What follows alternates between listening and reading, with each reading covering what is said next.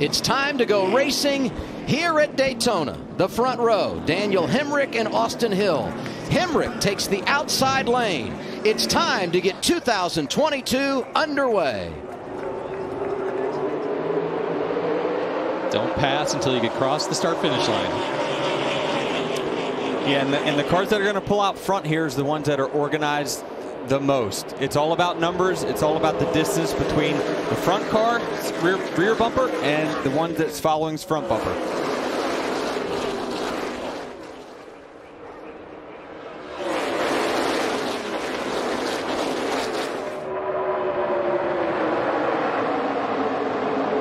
What a beautiful sound, Adam. Love it. And it takes almost a full lap for these guys to truly get up to speed. Yeah, it will. It'll take a little time for the momentum to build, and you can see already some cars saying, I don't really want to be a part of this too early. So there's going to be a lot of varying strategies that we're going to see really play out in the first 5 laps of who wants to stay up front and be aggressive, who wants to lay back in the middle or towards the back to keep their car around at the end. It'll be interesting to see how much that lead car can control both lanes. With this type of car, we've seen that in the past. He can really bog down the one lane, let the other lane get up and get inside or alongside the outside. It's going to be curious to see how that develops throughout the course of the day. Yeah, what so many people don't understand is the draft really comes from behind. It's not about, you would think when someone pulls up in front of you, oh wow, that's going to give your car an advantage because you don't have the air coming on the front of your car. It's all about the back of the car. It's whoever can get someone closest to the rear bumper. It's like hitting the nitrous button. Well, we know he's had a history of being an aggressive driver, but he's also a very good driver. And so I wouldn't doubt that he's going to be someone that we're going to be talking about. And you can see it right here. He knows that the bottom cars are starting to get vulnerable, and you're seeing them. Oh, there it goes. First crash of the day. The 18 is Drew Dollar. So we were talking at break about how the Goody was starting to wear off the tires, and these guys were going to start moving around. And what the 9 saw there is that the bottom cars were starting to be vulnerable off the corner. So he comes down, side drafts, and then some cars get sideways after that. They did close pit road the last time around. Yeah, so the 16 has a couple options here on how he can build a run. He either can back off the gas slightly, he can use the brake to back off the 11, or what he can do is shade a little to the left or right and create a bigger pocket of air for that third place car to now get closer to his rear bumper, and that creates the big run. Now's when we're going to see it. Yep, that's Justin Allgaier. That's where it starts. When Justin drops down, that breaks up the leaders, that starts to change that momentum. That's when it's going to start to get crazy down the back straightaway. The 16 was just too late there trying to block that. Final lap. Going to get going here in a second. Here comes the top. Got to get back up.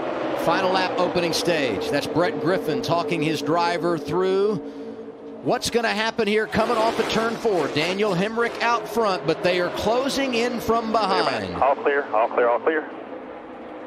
Let that 16 get a toe there. The guy on the bottom is not going to catch you. No chance he catches you.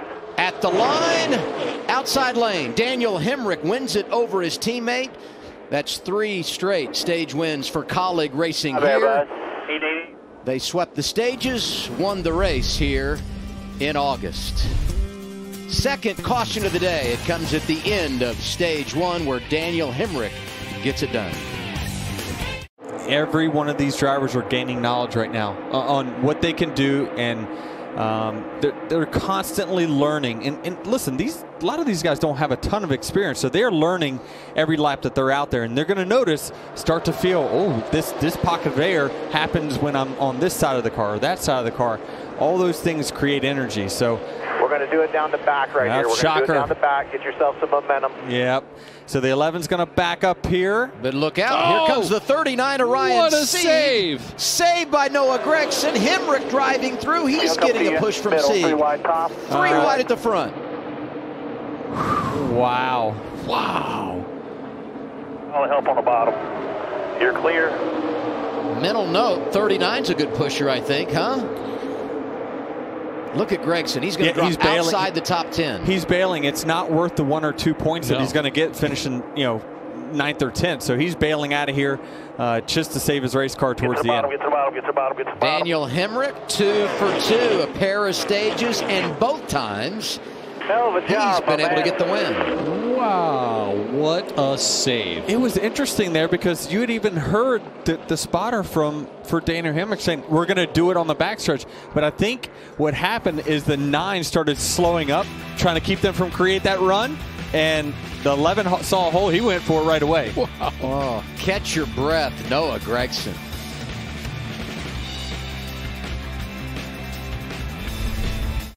And there goes a spinner. Coming on to pit road, I believe that's the one of Sam Mayer.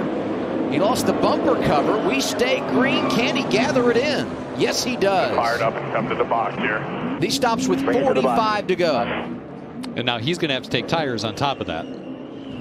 Chad, do you think this is a little early? I mean, there's been so many green-white checkers at the end of these Xfinity races. I mean, they're right on the number if this thing goes green. But what happens when we have a caution with a couple laps to go? More green-white checkers. Then you're going to have guys really starting to look at that fuel to see if they can make it the whole way. That's tight. Oh, we got a wreck. And there they go, back behind the leaders. Brett Moffitt involved, Tommy Joe Martins, and several others. I was looking for the 11. I think he made it through there. That's the bad part about having a problem in the middle of the race or towards the end. And I said to you, is he going to avoid the wreck? Nope, the tail's ripped off the back of the 11. Flapping. Joey Gase, Shane Lee, Jeffrey Earnhardt. Jeez. Wouldn't say this is the big one, but we lost a handful of pretty good cars, including our defending champ who won stage 1 and stage 2. We haven't lost him. He'll likely be able to continue, but he's banged up and probably not going to be able to pull off the victory tonight.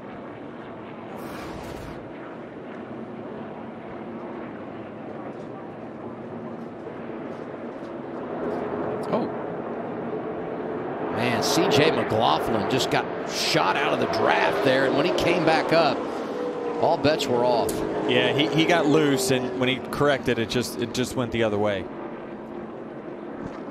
That's the thing about mistakes at this racetrack. If it happens early, you can overcome it. Typically because the field is not really intense. They're not really pushing it. So that's when you make your moves and can get back to the front. But at this point of the race, everyone's trying to work towards the front. Nobody's sitting right now and riding. So that's when the wrecks usually happen, is when the intensity comes up for everyone towards the end of the race. You know, the grass can get you, but we haven't had a ton of rain here recently. I'm surprised it was that soft, and that's what tore up the front end of Brett Moffitt's car. But I believe Tommy Joe Martins in the 44 caught it just right. Watch him spinning out of control, but he slides pretty cleanly across the grass, and I don't know how bad he got it, but it appears to be pretty decent for Tommy Joe.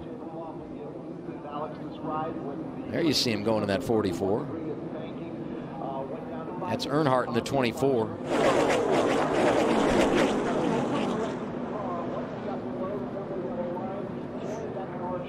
And we knew it was going to happen. Yeah, late stages of the race. Cautions breed cautions. Those drivers coming down pit road doing a really good job of starting to manage their speed early, keep it safe on pit road for everybody out there. Great work once again by the AMR safety team, who arrives on the scene, take care of all the drivers. All the window nets did go down, and these guys will have to take the mandatory ride to the Advent Health Infield Care Center. Going to be still 2 laps to go. Still there with the 9. Still there, so 21. Typically one off what you. will happen here is you'll get a third lane that's going to form up on the top side, and that'll break up that outside group, and that'll give the lead and the advantage to the guys on the inside. And watch for the guys in the 4th and 5th lane of this 2x2 start to shoot middle. They're going to try to force. There's that outside line, that 3rd lane you're talking about. 9 still there. They know they can't win from 7th race, so they're going to try to get to the middle. The guys on the inside line have to protect that right rear quarter panel from getting put 3 wide bottom, which is no man's land. Get to the bottom. Allmendinger back out front, slides in front of Noah Gragson. 9. And there the inside lane broke up, going down the back straightaway. Coming off of turn 4, through the tri-oval, and back to the white flag. Top, snake it. 1 lap to go. One back, sponsored by back. Credit One Bank.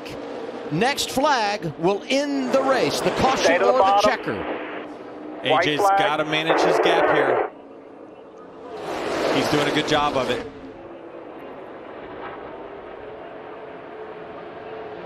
Yeah, he's got to get to the top. The top's going to have the biggest energy here. 21's going to come with a huge shove. They are 2 and 3 wide behind him. Crossover, that's comes. Austin Hill in the 21.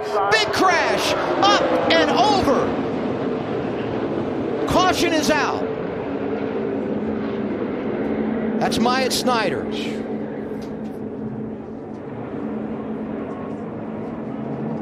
Looks like he's moving around, winning that down. That's a good sign. I believe Austin Hill's got this. And the leader, Austin Hill. But keep this in mind. We freeze the field when the caution comes out on the final lap. So NASCAR will have to review to determine who was leading when the caution came out. And we'll do everything we can, all the video we have available, to make sure who was leading. Was it the 21 or 16? And it's great to see Myatt Snider climbing from that race car. Again, these race cars are so safe. You just gotta give it to NASCAR once again for the safety provisions they just enforce consistently on these race cars. It's nice to see him walk away.